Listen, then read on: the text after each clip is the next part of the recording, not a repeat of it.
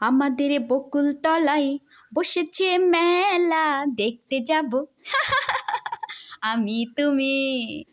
আসসালামু আলাইকুম প্রিয় বন্ধুরা, এটাই আমার বকুল তলা।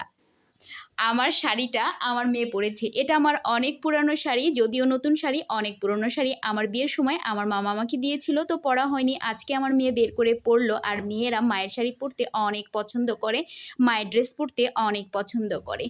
আচ্ছা যাই হোক, গল্পে গল্পে মেয়ের শাড়ি পরা তো দেখা হলো। এইবার চলুন আমরা সবাই একটু কথা বলি, রান্নাবাড়ি করি। আর পেজেও আমি কিন্তু অনেক দিন থেকে অ্যাক্টিভ নাই, ইনঅ্যাক্টিভ আছি, অনেক ঝামেলার মধ্যে দিয়ে আছি। এই তো একটা পাঙাশ মাছ আনা হয়েছে, বাচ্চারা একটু পাঙাশ মাছ খেতে চাচ্ছে। সাধারণত পাঙাশ মাছ কেনা হয় না, কিন্তু আমার দুই বাচ্চা পাঙাশ পছন্দ করে, কিন্তু খুবই কম কিনি না বললেই চলে।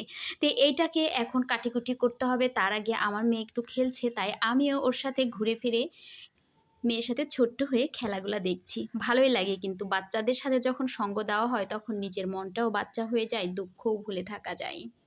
তো প্রিয় বন্ধুরা, আমি পেজে অ্যাক্টিভ থাকি আর কম থাকি, যেটাই হোক পেজে কাজ করব, কিন্তু আপনারা প্লিজ সবাই আমাকে ছেড়ে যাবেন না, আমি আপনাদের কাছে থাকবো। এই তো মাছগুলো দেখেন কাটিকুটি করে পরিষ্কার করে ধুয়ে নিয়ে এসেছি। এখন এটাকে নুন হলুদ দিয়ে মেখে আমি রেখে দিব সবগুলো মাছ।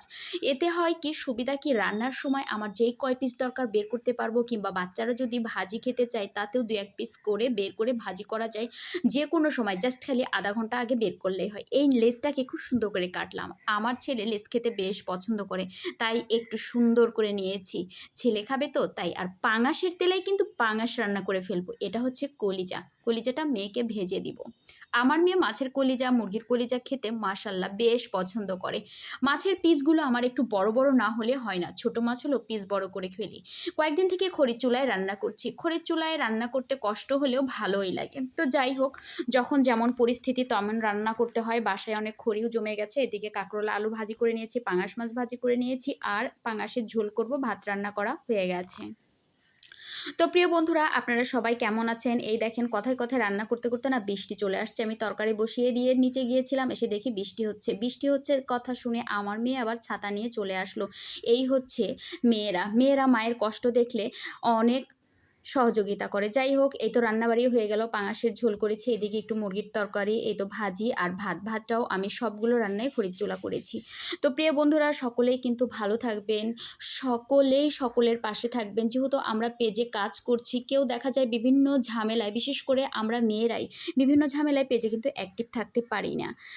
সেটা হতে পারে সংসারের ঝামেলা, অনেক কিছু, সব কথা তো আর বলা যায় না। তো যাই হোক, কাজ কাম শেষ করে আমি আম খেতে কিন্তু খুব পছন্দ করি, তো রাতের বেলায় একটু আম খাবো। আম খেয়ে বাচ্চাদেরকে শুইয়ে দিব।